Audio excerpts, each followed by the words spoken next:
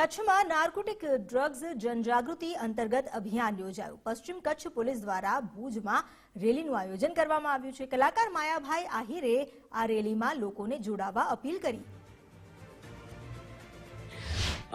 પશ્ચિમ કચ્છ ભુજ પોલીસ વડાથી લઈ અને સમગ્ર કચ્છ પોલીસ જ્યારે આપની સાથે અને આપના માટે 26 જૂન એટલે આંતરરાષ્ટ્રીય કેફી પદાર્થનો દુરુપયોગ અને ગેરકાયદેસર હેરાફેરી આ દિનની ઉજવણી એ આપણા માટે કરી રહ્યા છે।